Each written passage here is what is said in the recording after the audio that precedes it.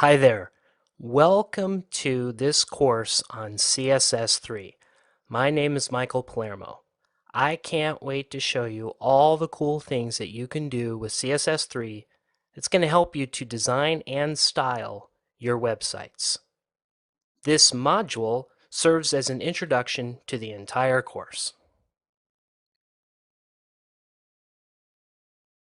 In this module, first we're going to consider a course overview. What are we going to be doing? Are you the right person for this course? Followed by an accelerated review of CSS technologies in general, and then we're going to have a summary.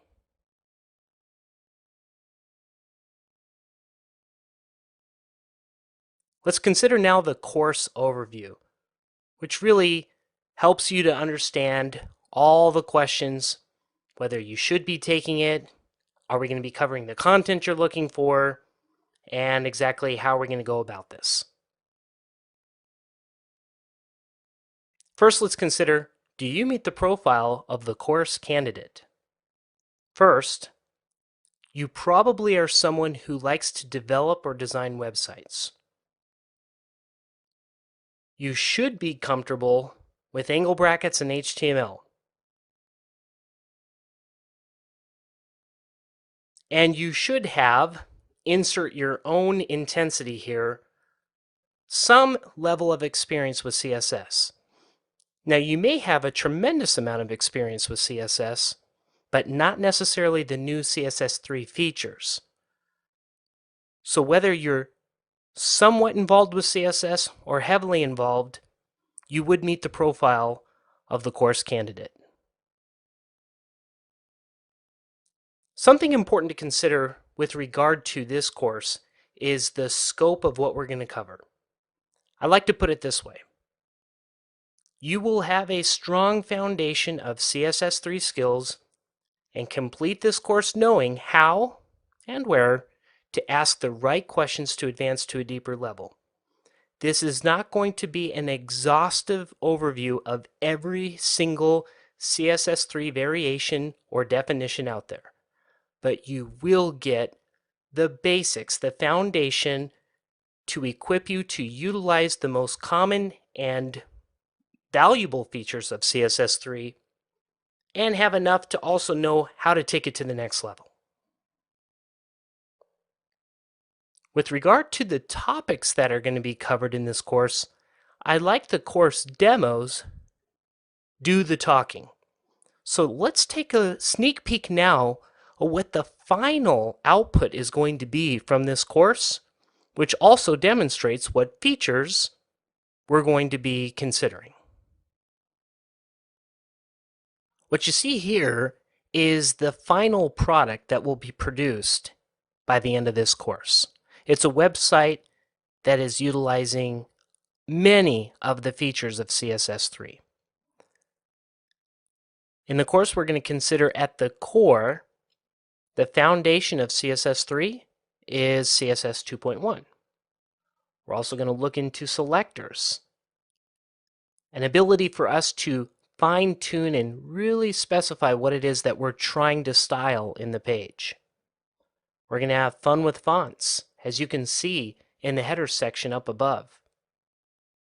We're going to look at what your options are for layout, how you can put things exactly the way you want them to go.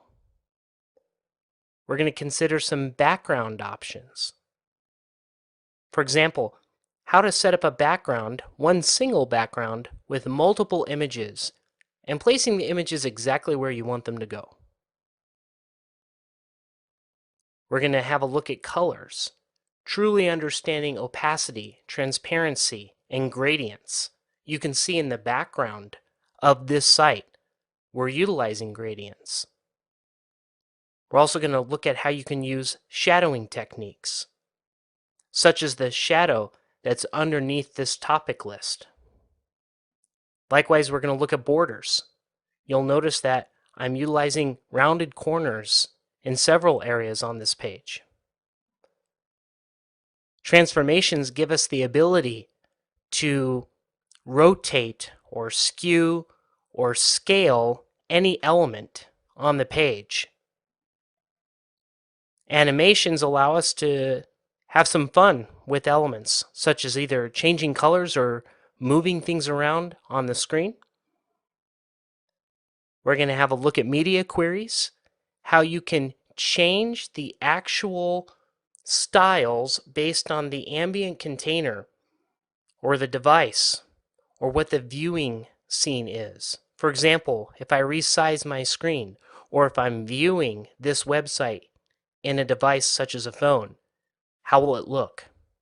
We can change those styles using these media queries.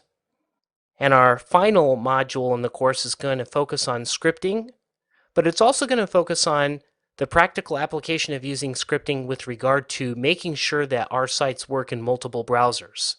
That's a very important module, and of course it also ends the course, so we'll have a final review of the course and all the resources you need to take your knowledge that you've learned to the next level. So now that we've had a sneak peek at some of the features that are going to be covered during this course, hopefully you saw a topic that was compelling for you, a feature that would be desirable for you to implement in your own site, and thus a compelling reason for you to stay along the journey with this course on CSS3. We're now going to take a look at an accelerated introduction to CSS.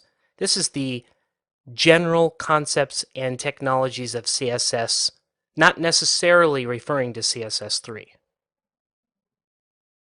We're going to take a look at the core concepts, some implementation basics, and the syntax is going to get examined. However, I do want to stress, if you have little or zero experience with CSS, it is in your best interest to look at the other course offered at Pluralsight on CSS technologies, not necessarily CSS3, as this course is the focus, but the core CSS technologies. It's really a prerequisite to this course. But if you are dangerous or have a degree of experience and you just want to have a quick reminder of things, that's what the purpose of this section is.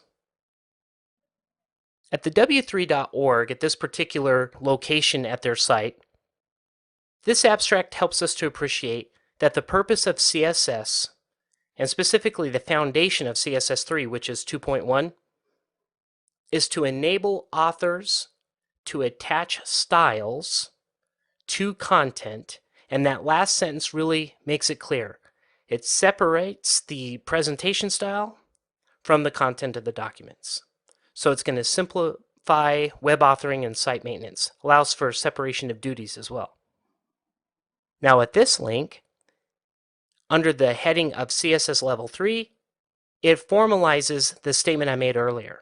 CSS Level 3 builds on CSS Level 2. Now, modules are introduced, feature-based modules, that can go in and sit on top of CSS 2.1, but introduce desirable features that we would like to have in our websites. So you get to leverage what you know about CSS 2.1, and then build on top of that with these new features in CSS Level 3. This particular link I'm going to actually take you to because it shows exactly how these are introduced and how you can keep track of the various features that are being introduced. This is the website that was referenced, and it gives us the basics of what is CSS, but it also shows us what modules are at what status with the CSS working group. So if you're curious as to what's going on with CSS, this is one that you're going to want to bookmark. And once again, this is the link to that site that we were just at. Let's now take a look at some implementation basics. That is, how can we plug CSS into our web pages? So the first way is through inline syntax. In this example, a div tag has specified through a style that its contents would be the color red. At the document level, in the header section, we can introduce a style tag. Again, the div tag is being targeted and for the color red of any of its content or text. External CSS files can be used. So in this example, the content of the style.css document may have a definition such as div, again color red, and then in the HTML document we would specify a link referencing that style.css. In this example, it assumes that the style.css is in the same directory as the HTML file. With regard to formatting, there are several options. You can use a single line option. You can break it up with a curly brace at the end of the element that's being targeted, or you can use the curly braces underneath. In this particular course, we're going to be focusing on the curly brace at the end, followed by the definitions. Another thing to take a look at here is IDs and classes. So far we've been looking at how we could target, let's say, a div element. We can also target an ID, so any kind of HTML tag that has ID equals, in this example, some ID, we can then say it has the color red. Or if we have any element that says class equals, in this example, some class, then that would be the color red. So these are some of the just basic principles of CSS in terms of some of the syntax. And now what we'd like to do is look at how to get started.